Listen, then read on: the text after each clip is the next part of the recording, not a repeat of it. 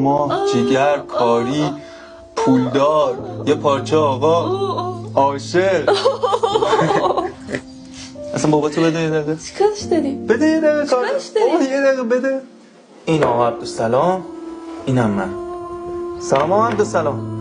سلام داماد گلم صدقت جم دست و پنجه در نکنی یه ماچ بده. بفهمم توی چرا اینجا بستدی؟ نه مرم از اینجا. نه بفهمم پیشو شما پیشو ساز پدرجان منو میگیری ها؟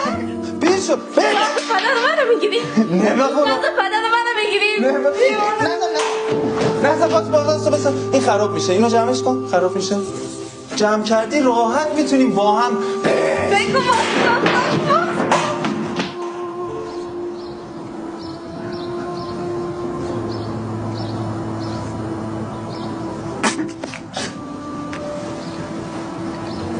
خب برو دیگه. اول تو من نمیرم. نمیری؟ نه منم نمیرم. کاری ندارم همینجا با میستم. من کاری ندارم. همه اینجا استاد میشه. آخ چقدر پام درد میکنه. اینجا بشینم اینجا استراحت کنم. آخه آی پای ندارم.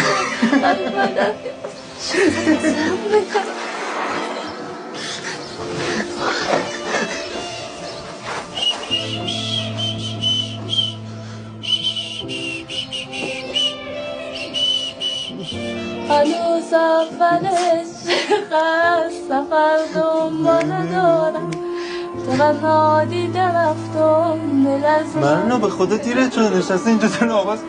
برو دیگه. من دو شیش دیر من که گفتم دلم شده.